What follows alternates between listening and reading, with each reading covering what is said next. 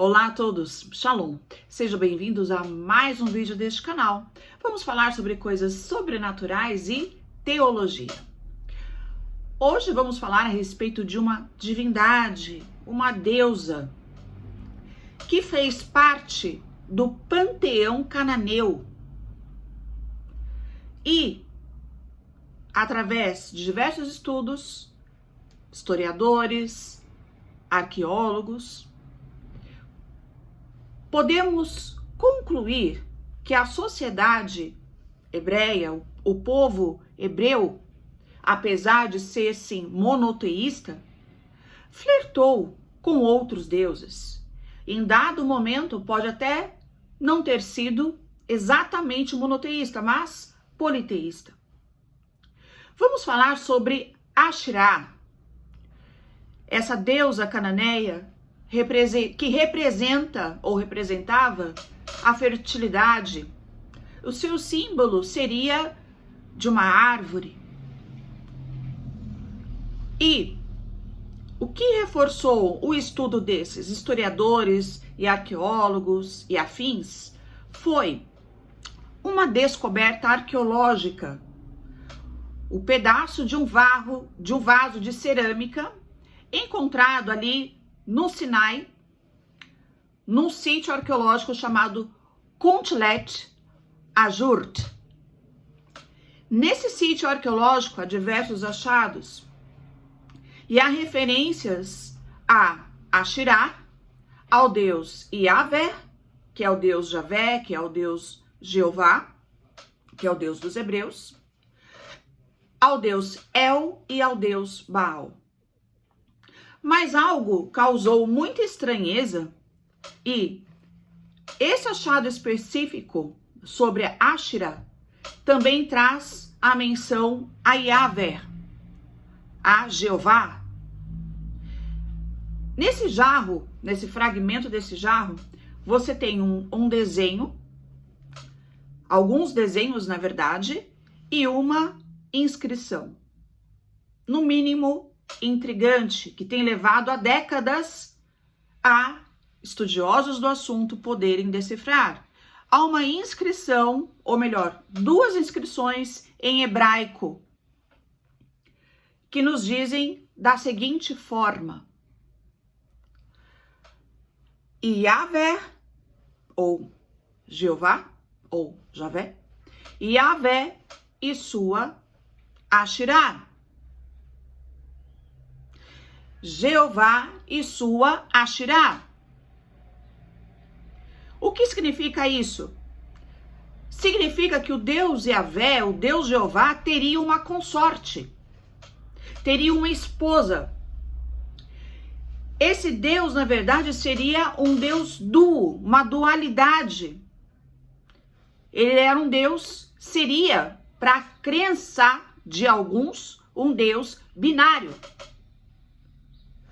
Representado pela parte masculina, Yahvé, Jeová, e Asherah, que seria a parte feminina de Deus. Esse achado é do ano 75, 76, então há décadas tem se estudado muito sobre isso, e há uma arqueóloga, historiadora, a Francesca, eu não me lembro agora o sobrenome dela, mas eu posso deixar a referência dela aqui nos comentários. E ela se aprofundou muito nisso, e ela traz revelações incríveis dessa época. De fato, o povo hebreu, em contato com outras culturas, outros povos, ele acabou agregando para os seus cultos religiosos também cultos a outros deuses. Nós vamos ver no livro de Deuteronômio, ali no capítulo 20, 21, em que é proibido o culto a Asherah. Inclusive, Moisés, ele traz uma advertência de que, olha, vocês não devem permanecer com o culto a outros deuses, sejam deuses canaítas, sejam os deuses egípcios, né? Eu sou o seu Deus. Ali Moisés escrevendo como se for o próprio Deus falando. Então há uma advertência, o culto a Asherá é proibido. Contudo, ele ainda ocorre. Nós vamos encontrar a referência a Asherá em pelo menos 40 vezes na Bíblia. Só que vamos encontrar de forma velada. Como se o texto tivesse sido trabalhado de forma que o leitor compreendesse de que Asherá não era mais relevante, não era permitido o seu culto e ela não era deusa em Israel. E acredita-se que foi construída uma narrativa nas escrituras hebreias, na Bíblia hebraica, o Antigo Testamento, de forma meio que velar o papel de Asherá e trazer somente a questão do modelo patriarcal, ou seja, do homem realmente conduzindo um povo, uma nação.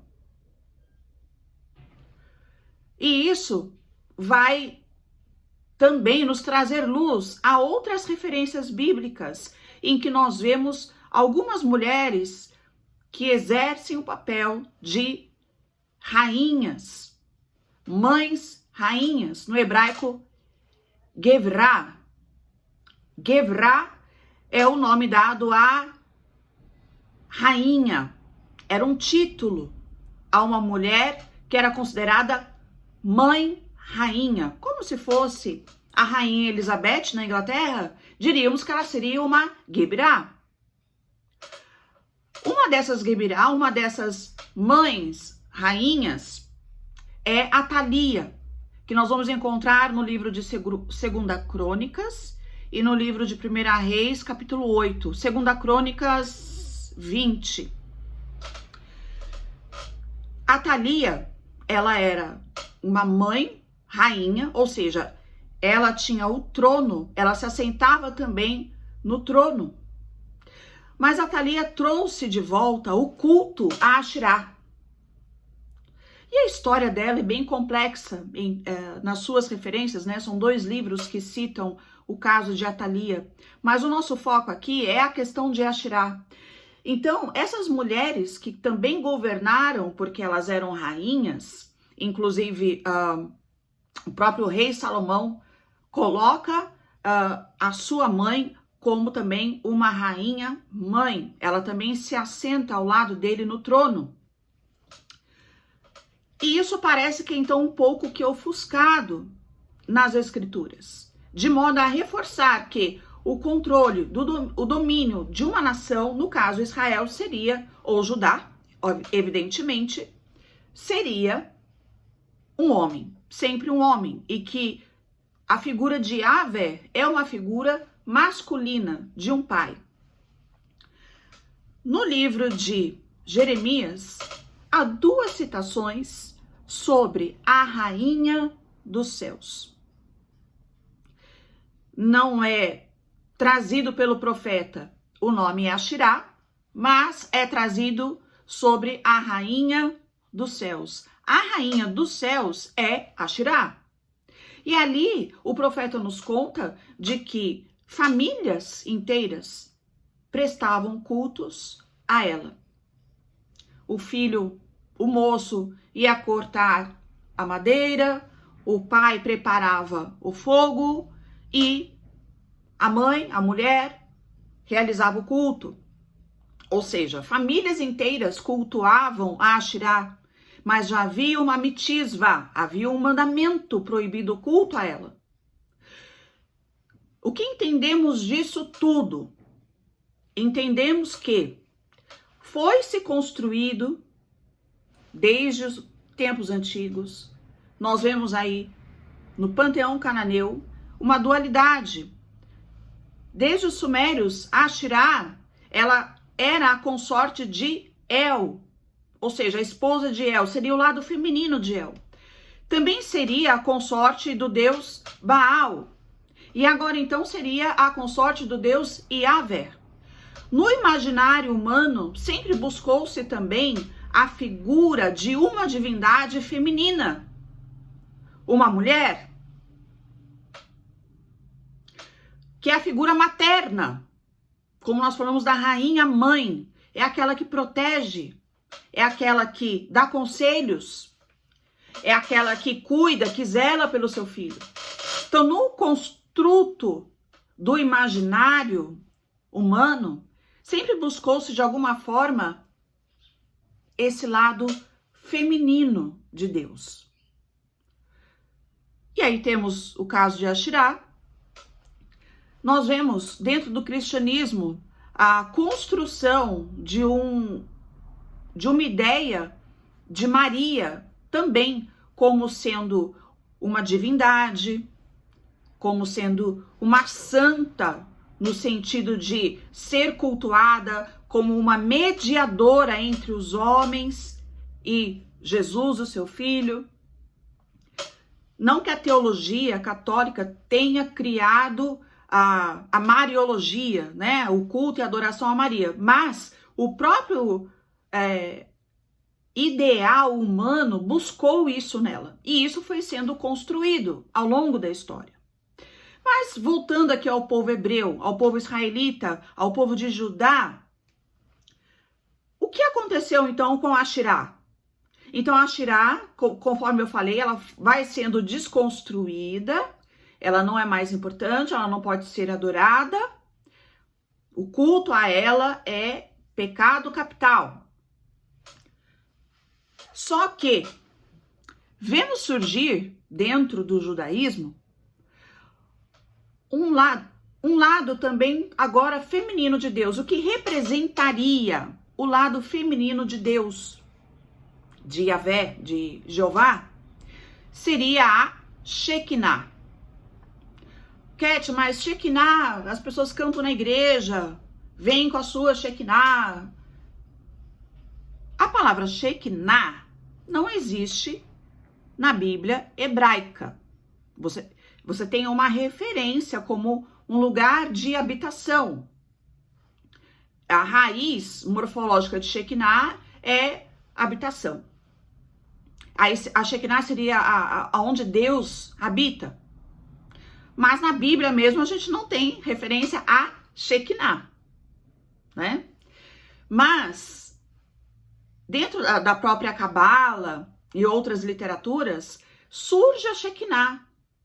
Essa glória seria a parte feminina do próprio Deus. Como que Deus estaria completo com a sua Shekinah. É claro que eu estou trazendo aqui para vocês conhecimento arqueológico, histórico, cultural, né? Aqui ninguém está dizendo que, de fato, Yahvé tem a sua consorte, esposa, Ashirá. Mas é importante que vocês conheçam para que possa compreender até dentro da antropologia como que vai se desenvolvendo essa noção de uma mulher que também é um Deus. Uma quatrilogia que surge no cristianismo. Então isso é muito antigo. E eu quero finalizar esse vídeo dizendo para vocês que há um único Deus. Errad. Um apenas. Ok? Obrigada por ficarem até aqui e shalom.